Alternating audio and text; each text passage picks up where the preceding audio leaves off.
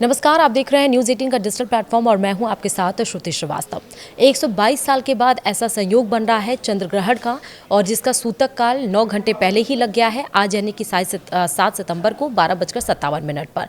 आप सभी को अब तक पता चल गया होगा कि चंद्र ग्रहण के दरमियान क्या करना चाहिए और क्या नहीं करना चाहिए, लेकिन आपको क्या पता है कि चंद्र ग्रहण के दरमियान अगर आपने ये काम कर लिया तो को पूरा का पूरा परिवार आपका संकट में आ सकता है और आप खुद भी संकट में घिर सकते हैं। तो विशेष बातें मैं आपको बताने जा रही हूँ कि आपको क्या नहीं करना चाहिए और क्या करना चाहिए।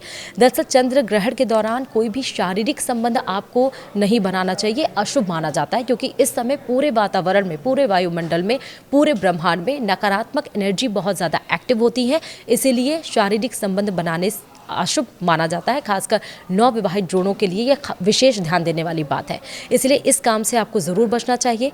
चंद्र ग्रहण के समय वातावरण में नकारात्मक ऊर्जा का प्रभाव बढ़ जाता है, इसलिए ऐसे कार्य से आपको बचना चाहिए जिससे नकारात्मकता बढ़े। कैंची, सुई, चाकू जैसी नुकीली वस्तुओं का उपयोग करने या उन्हें पास रखने से भी बचना चाहिए। खासकर गर्भवती महिलाओं को इसका विशेष ध्यान देना चाहिए। ग्रहण काल में देवी देवताओं की मूर्तियों या मंदिर को नहीं छूना चाहिए। ये भी आप ध्यान दीजिए कि मूर्तियों को या मंदिरों पर आप लाल या पीला कपड़े से उन सारी मूर्तियों को ढक दें, क्योंकि उनका स्पर्श नहीं करना चाहिए। सूतक और ग्रहण काल में सोना, यानी कि आपको स्लीप नहीं लेना चाहिए, सोना नहीं चाहिए, और कुछ भी खाने पीने से वर्जित माना जाता है, और क्योंकि इससे जीवन में नकारात्मकता बढ़ सकती है। विशेषकर गर्भवती महिलाओं को घर से बाहर नहीं निकलना चाहिए। चंद्र ग्रहण के दिन बाल या नाखून काटने से भी आपको बचने चाहिए।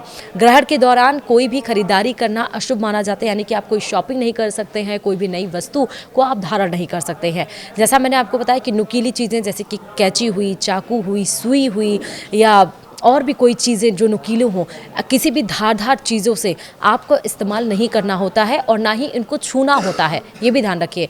सूतक लगने के बाद घर से बाहर भी नहीं निकलना, क्योंकि सूतक 12:57 पर लग चुका है, तो आप घर से बाहर ना निकले अगर विशेष ज़रूरत ना हो, और अगर ज़रूरत हो भी तो आप नग्न आंखों से आसमान की तरफ ना देखें। खासकर शमशान जैसी नकारात्मक जगहों पर तो जाने से बिल्कुल ही आपको बचना चाहिए। ग्रहण काल में कोई भी खाना ना चाहिए और ना ही कुछ पकाना चाहिए। ग्रहण के दौरान रखा हुआ भोजन भी खाना नहीं चाहिए। अगर किसी वर्ष जैसे दूध बहुत ज़्यादा है, छोटे बच्चे हैं घर पे, या बुजुर्ग हैं, या किसी को भूख लगती है, कोई अगर बीमार है तो उसे खाना भी है तो उसमें तुलसी पत्ता ज़रूर डाल देना चाहिए।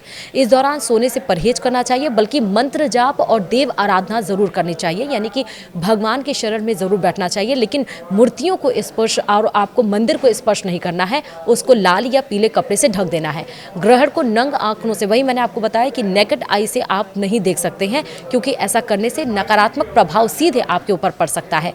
कुछ धार्मिक मान्यताओं के अनुसार इस दौरान किसी भी तरह के धातु के आभूषण जैसे कि चूड़ी है या पिन है, उसे जो स्त्रियों को, महिलाओं को पहनने से बचना चाहिए।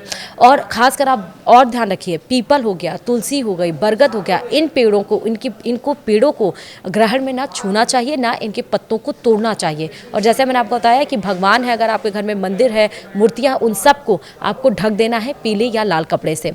क्या करना चाहिए, अभी तक तो ये था, क्या नहीं करना चाहिए, तो आपको करना क्या चाहिए। देखिए, भगवान का स्मरण आपको करना चाहिए, जाप करना चाहिए। चंद्र ग्रहण के दौरान भगवान का स्मरण आपको बहुत ज़्यादा पावर देता है, आपको उन नकारात्मक एनर्जियों से दूर रखता है, और मंत्रों के जाप से आप मेडिटेट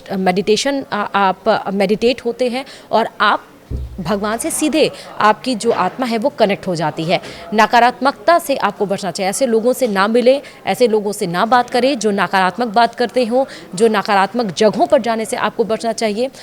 खासकर दान ज़रूर करना चाहिए। चंद्र ग्रहण के दिन दान करना शुभ माना जाता है, जिससे चंद्र दोष दूर हो जाता है। और वो भी आपको दान, उन जिन चीज़ों का दान करना है, आपको ग्रहण से पहले ही उनका स्पर्श कर लेना है, उनको छूकर रख देना है। और जैसे ही आपका ग्रहण खत्म हो, क्योंकि मध्य रात्रि में ये ग्रहण खत्म हो रहा है 1:27 पे, तो आपको सुबह दान वो करना है। इससे पहले, ग्रहण शुरू होने से पहले ही आपको वो स्पर्श कर लेना है। ग्रहण काल के दौरान घर के अंदर ही रहना चाहिए। घर के पूजा स्थान पर बैठकर भगवान का स्मरण करना चाहिए और उनके मंत्रों का जाप करना चाहिए। अपने घर के खाने पीने की चीज़ों में तुलसी के पत्ते डालकर रखें।